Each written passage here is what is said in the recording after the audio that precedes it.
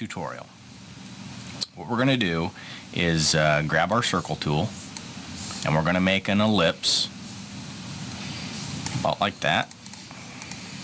Let's make this just a little bit wider. Okay, and I am going to change the stroke by right-clicking on the number down here and selecting, we'll select a 3. And I'm going to duplicate this. We'll use that later. Okay, now what I'm going to do is double-click on this to see our white handles around here, and holding the control key down and selecting this white circle, I'm going to slide it around until I get a half shape, just like that. And I'm going to right click on my fill and remove it.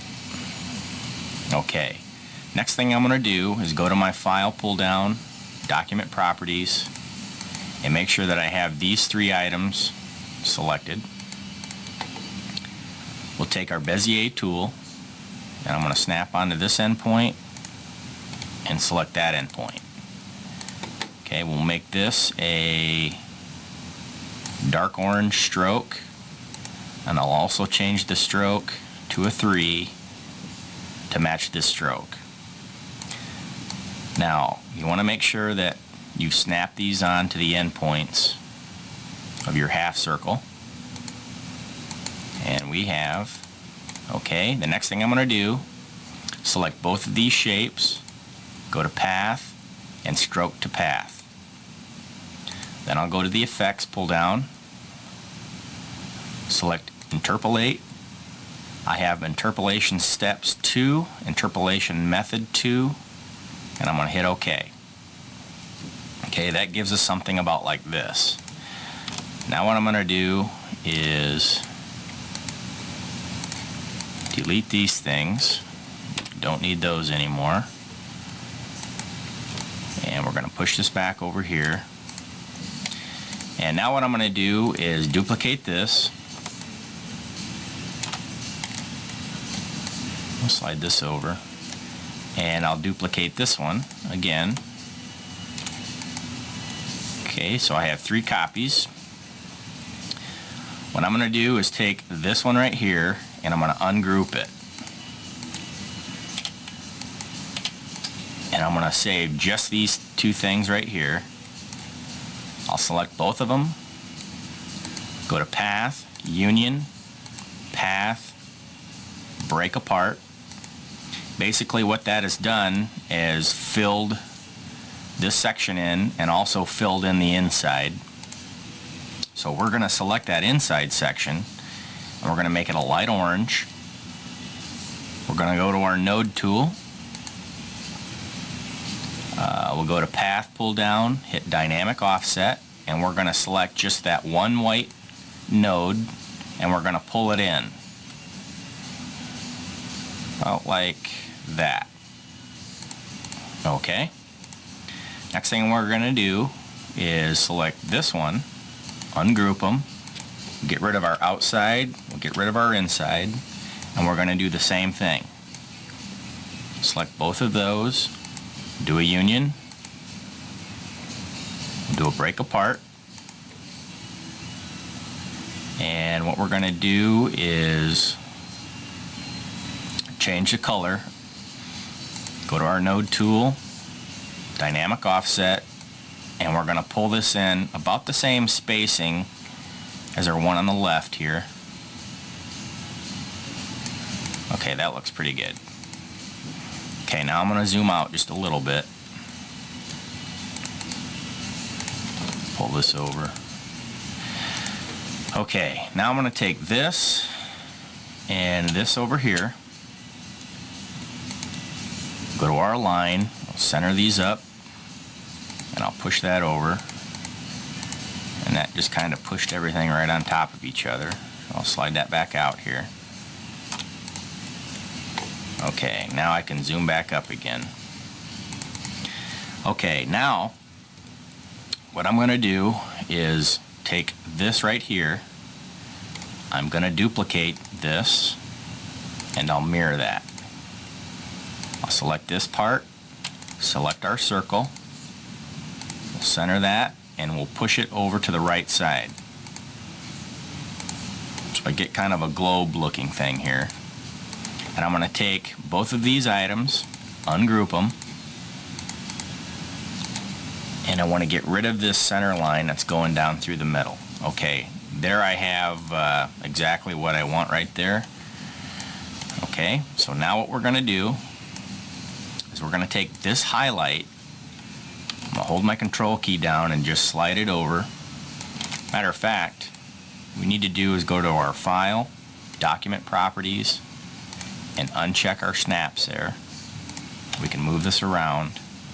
And I'm just going to eye this, get this to where I want. Do the same with this one over here. Okay. Now, I don't need these anymore. They were just temporary. Take this and slide it back over here.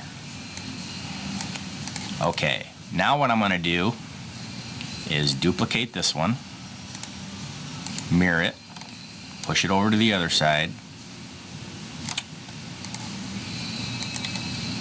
duplicate that one, mirror it, push that one over.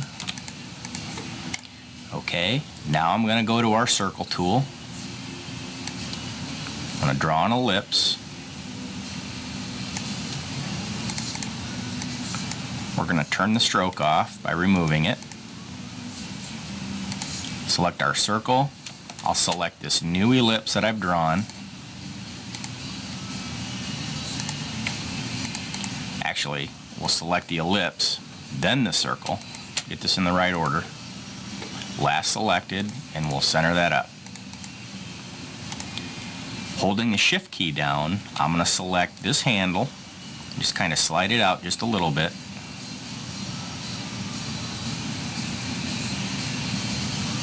Okay, that looks pretty good. I'll also bring it up just a hair there. Okay. And these will become our highlights for the pumpkin.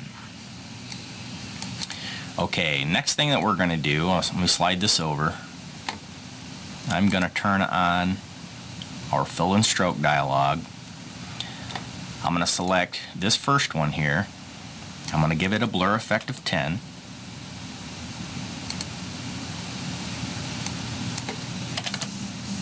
And I'll be fixing all of these and giving them a blur effect of 10.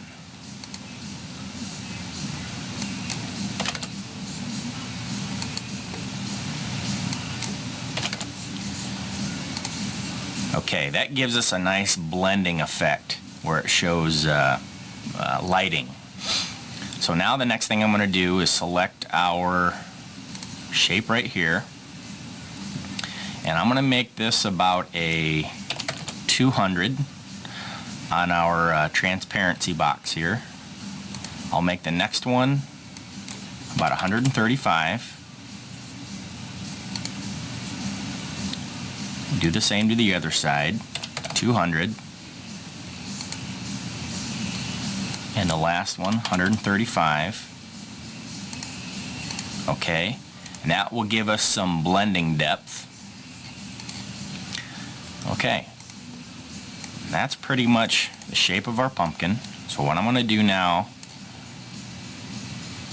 is go ahead and group everything together. Okay, now what I'm going to do is we're going to draw our cutout of the mouth. So we'll grab our Bezier tool, and I'll start off on this side. And this can be anything you want to do.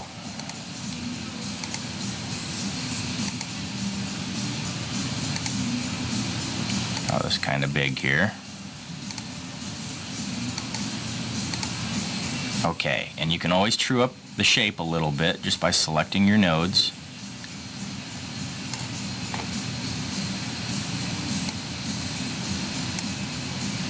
Okay, I think that's pretty good. Now we can take that, push it down just a little bit. Okay, now what we'll do is we'll fill that in. I believe that we can go to our fill and stroke. And now I want to turn off the stroke. Just give it a fill. Okay, that becomes the mouth. The next thing we're going to do is draw the eyes. Take our Bezier tool. Give them some evil eyes here. There we go. And you can rotate that however you want. Looks pretty good. Okay, and I'm going to do that. We're going to go ahead and fill that in the same way as the mouth. So I can select that, select our color selector tool, fill that in, and I also want to remove the stroke. Okay, make this just a little bit bigger.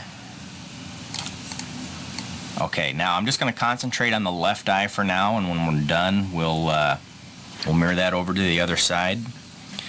Okay, so we're going to start off now with the mouth. What I'll do is duplicate the mouth twice. Okay, I'm going to take the mouth and we'll give it a light shade here. And I'm going to push this up just a little bit. What we're going to try to do is create some depth to this cutout.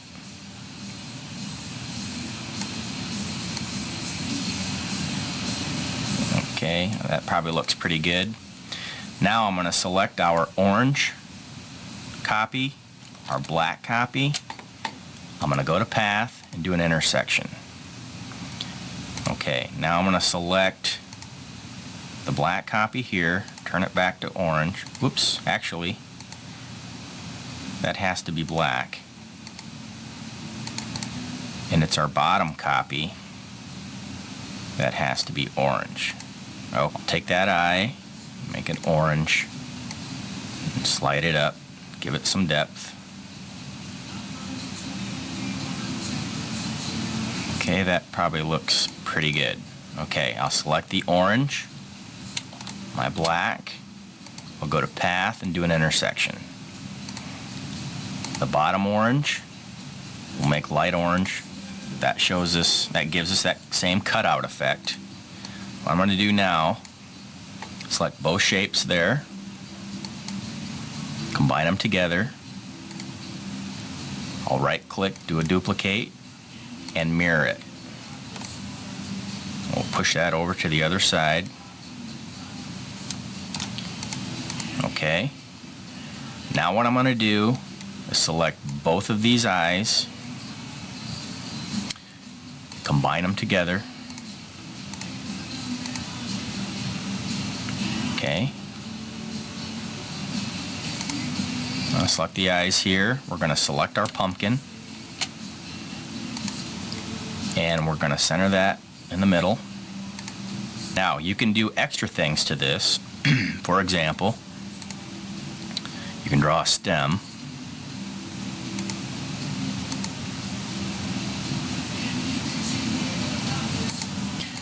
Okay. Now what I'm going to do is go to Document Properties, select our page, and give this a dark background.